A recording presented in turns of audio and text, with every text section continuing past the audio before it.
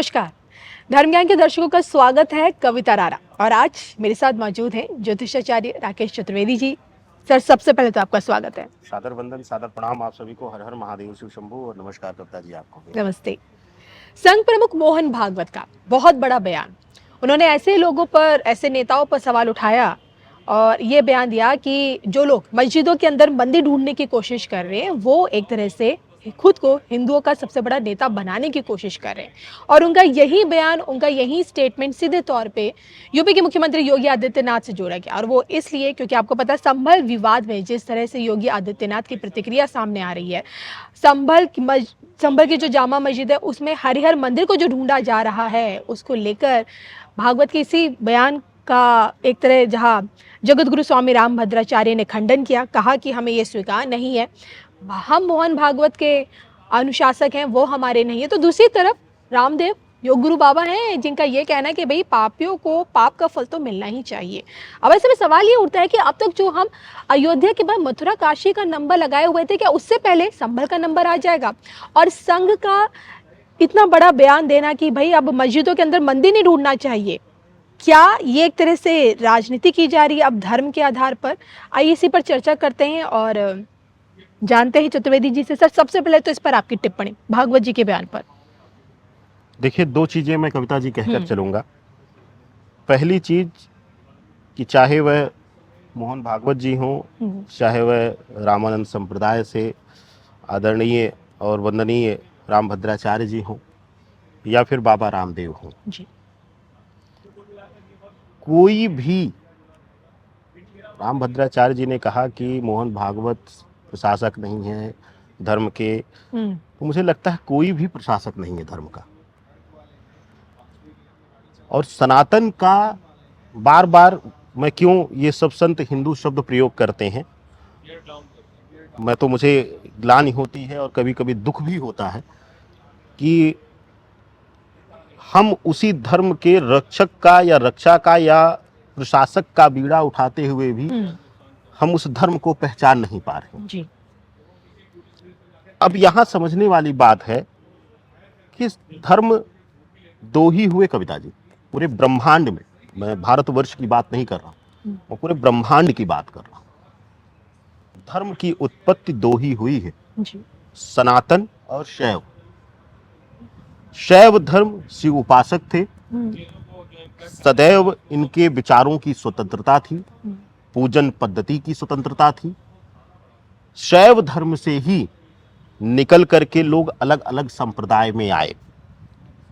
पहली चीज, मोहन भागवत ने क्यों कहा और क्यों सब लोग इस समय उस विषय को ना समझते हुए सिर्फ कैमरे पर आकर के अपने अपने आप को, अपने अपने चेहरे को धर्म रक्षक, धर्म का प्रचारक बनाने की क्यों कोशिश कर रहे हैं, मुझे नहीं समझ में आ रहा है। पहली चीज समझिए कि मोहन भागवत ने क्यों कहा। हमारा धर्म कहता है, सनातन धर्म कहता है, जिस भगवान श्री राम की प्रतिमा का अनावरण किया है हमने, जहां पर स्थापना किया है श्री अयोध्या जी धाम में, श्री रामचंद्र जी का अपने जीवन का यह वसूल रहा है, उसी को श्री राम चरित्र चित्रण कहा जाता है। अब मुझे लगता है कि मैं तो बड़ा तुच्छ हूं, आदरणीय रामदेव जी या रामभद्राचार्य जी बहुत अधिक विद्वता के साथ हैं, उन्होंने इतना शोध किया हुआ है। मैं किसी के वाणी पर, किसी के बोली पर मैं प्रश्न चिन्ह नहीं उठा रहा हूं, लेकिन मैं जितना मैंने अध्ययन किया, जितना रामभद्राचार्य जी जैसे संतों के सानिध्य में जो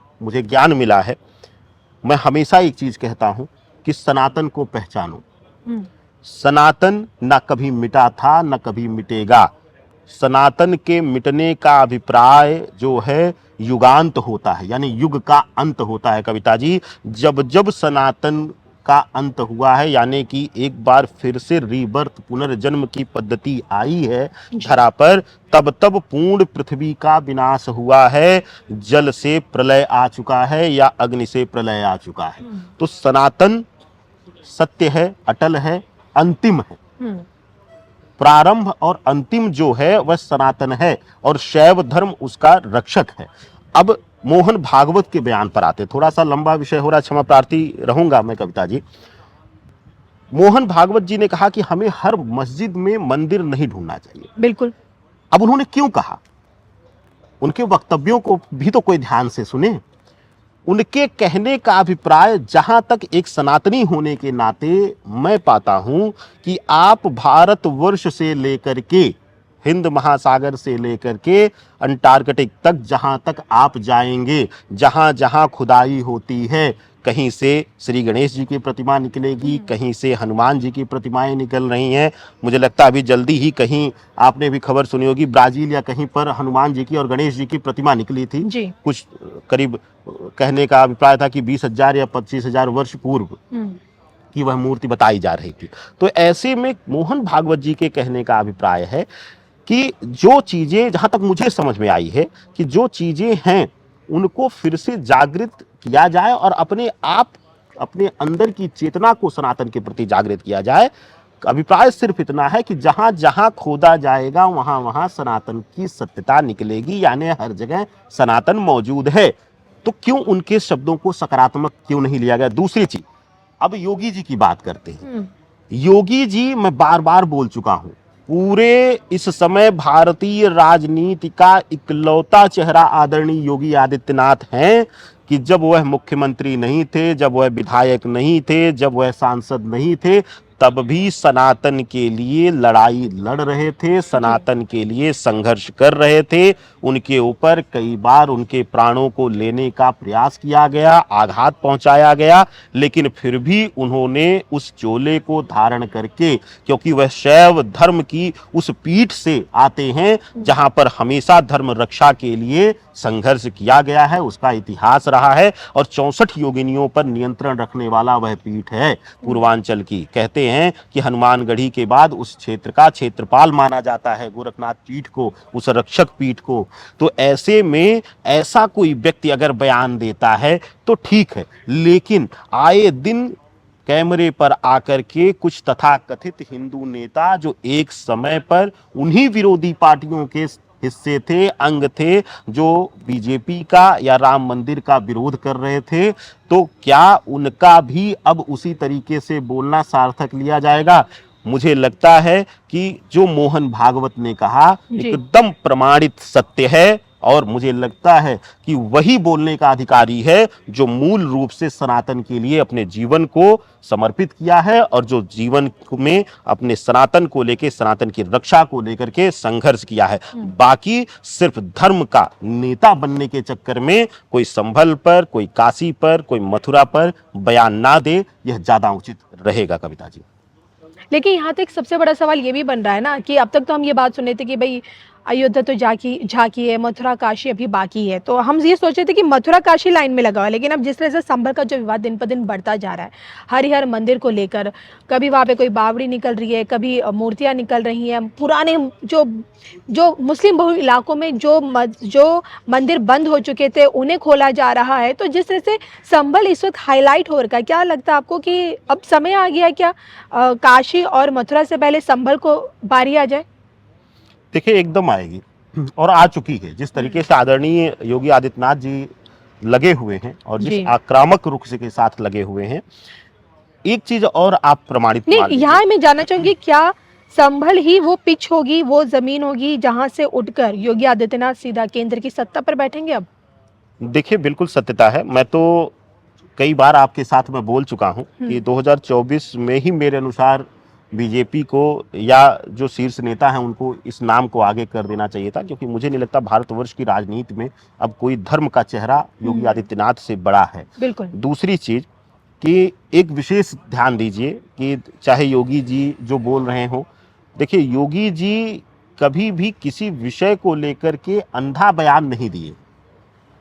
वहां उन्हें मंदिर मिला, प्रमाणिकता हुई, शिवलिंग है, मूर्ति पूजन का विधान वहां था और दबी हुई थी, तो वहां पर उन्होंने खुल करके उसकी रक्षा के लिए प्रतिबद्धता ली। वह सिर्फ एक सनातनी नेता के रूप में नहीं ले रहे, वह एक राज्य के मुखिया के रूप में भी वह ले रहे हैं। जी। मैं बार बार कहता हूं कि उनके कुछ वचनों को सिर्फ आप सीएम की तरह ना लीजिए, क्योंकि वह एक त्यागी, एक योगी हैं, वह धर्म के लिए भी हमेशा जागृत रहेंगे, और उनके हर शब्द को आप सिर्फ योगी के रूप में मत लिया करिए, वह एक सीएम के रूप में भी, राज्य के मुखिया के रूप में। दूसरी चीज, सीएम योगी आदित्यनाथ जी ने जो जागृति दी है कि जहां जहां चीजें मिलेंगी हम उसका सम्मान करेंगे। उन्होंने ये नहीं कहा कि तोड़ करके या सब खोद डालिए, बिल्कुल नहीं। जहां प्रामाणिकता मिल रही है, जैसे उस बावली में प्रामाणिकता मिली, जी। वहां पर हुआ, तो अब वहां पर उन्होंने एक कानूनी प्रक्रिया के तहत वहां पर दे दी। दूसरी चीज कि अब इसके लिए क्यों कहा जा रहा है कि जहां जहां मिल रहा है या जहां जहां मस्जिद दिखे वहां खोद दिया जाए। अब इसमें लोग क्यों आ रहे हैं? क्योंकि सबको पता है कविता जी, मैं बार बार कहता हूं, एक बहुत पहले का बयान आपको याद होगा कि इन्हीं आदरणीय मोहन भागवत जी ने कहा था और सुधांशु त्रिवेदी जी ने बीजेपी के प्रवक्ता के रूप में कई चैनलों पर यह बोल दिया था कि डीएनए की बात, आपको याद होगा, बहुत पुरानी बात है कि सबका डीएनए एक ही है, सनातन। मैं प्रामाणिकता देता हूं कि सब एक ही जगह से, एक ही चीज से आगे बढ़े हैं। उसका कारण है मूल सनातन और शैव धर्म। सनातन फिर भी एक सीमित था, शैव धर्म में परंपरा में कोई बंधन नहीं था, चाहे वह उपासना हो। शैव धर्म में मूर्ति उपासना का भी आता है जिक्र, निराकार पूजन का भी आता है जी। और यही कहानी अन्य धर्मों में आई। अब लोग कहते हैं सनातन एक सीमित दायरे में था, एक विशेष रूप से एक सीमित मूर्ति पूजन इत्यादि में था, एक पद्धति उसकी फिक्स थी, एक पूजा पद्धति विधान फिक्स था, लेकिन शैव धर्म का कोई विधान नहीं था। शैव धर्म का कोई भोजन का विधान नहीं था। जो मिलता था वह कंदराओं में रहते थे, जंगलों में रहते थे, वही आज कुछ धर्मों के भोजन में आप प्रधानता पाएंगे कि वह मांसाहार को ले रखे हैं, वह ऐसी पद्धतियों को ले रखे हैं, वह मूर्ति पूजन नहीं कर रहे हैं। तो यह शैव धर्म में ऑलरेडी है, विधान आता है, शैव धर्म में जिक्र मिलता है। तो और दूसरी चीज कि जब मानव योनि की उत्पत्ति ही अप्रामाणिकता है, लोग मनुस्मृति का अध्ययन का उदाहरण देते हैं, मैं तो कहता हूं कि वेदों पुराणों का भी उदाहरण ले लीजिए कि हमारा सनातन कहता है कि एक ही पुरुष से, एक ही स्त्री से जो है चंद्र और सूर्य दो कुल लिए जाते हैं, इन्हीं दोनों से सृष्टि संरचना हुई है।